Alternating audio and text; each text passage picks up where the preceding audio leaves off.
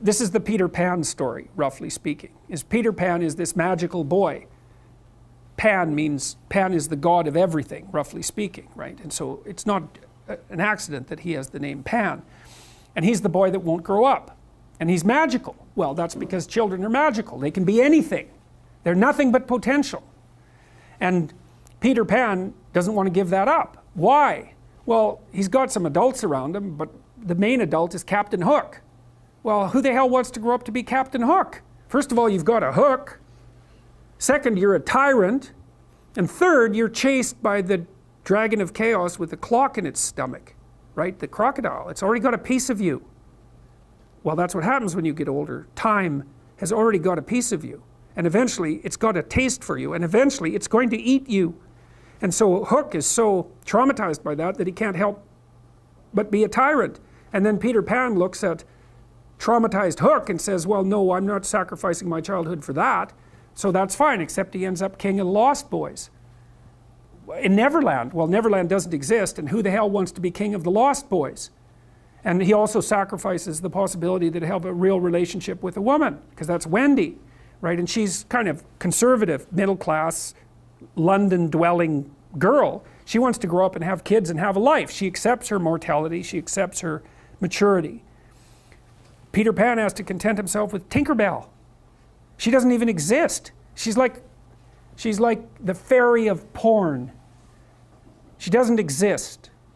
She's the substitute for the real thing. And so, but the dichotomy that you're talking about is very tricky, because there's a sacrificial element in maturation, right? You have to sacrifice the pluripotentiality of childhood for the actuality of a frame. And the question is, well, why would you do that? Well, one reason is it happens to you whether you do it or not. You can either choose your damn limitation, or you can let it take you unaware when you're 30, or even worse, when you're 40. And then that is not a happy day. And I see people like this, and I think it's more and more common in our culture, because people can put off maturity without suffering an immediate penalty. But all that happens is the penalty accrues, and then when it finally hits, it just wallops you. Because when you're 25, you can be an idiot. It's no problem. Even when you're out in a job search, it's like, well, you don't have any experience and you're kind of clueless. It's, yeah, you're young, it's no problem. That's what young people are like, but they're full of potential. Okay, well, now you're the same person at 30. It's like people aren't so thrilled about you at that point. It's like, what the hell have you been doing for the last 10 years? Well, I'm just as clueless as I was when I was 22. It's, yeah, but you're not 22. You're an old infant, right? And that's an ugly thing, an old infant.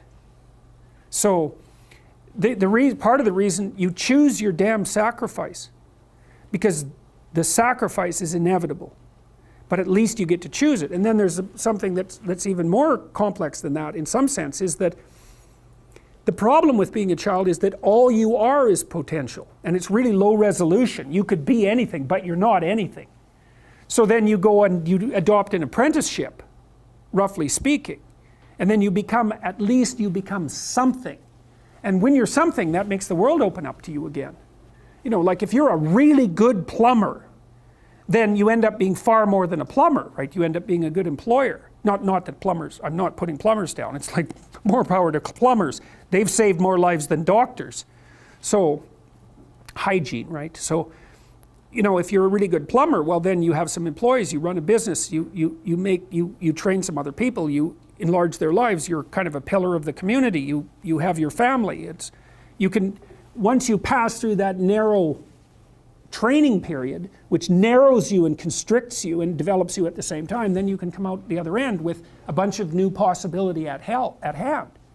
And Jung talked about that. He thought that part of the proper path of development in the last half of life was to rediscover the child that you left behind as you were apprenticing.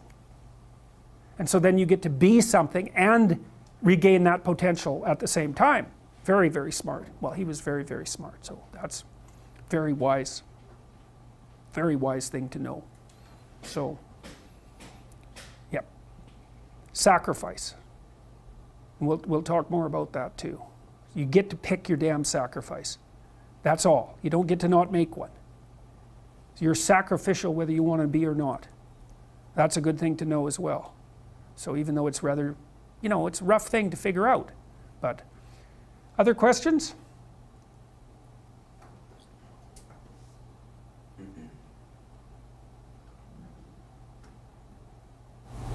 I have one if no one else. Okay.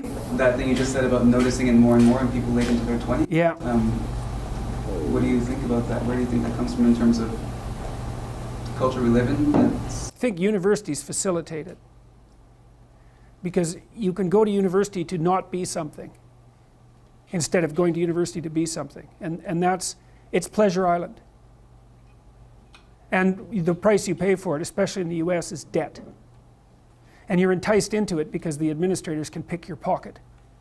So they rob your future self while allowing you to pretend that you have an identity, right?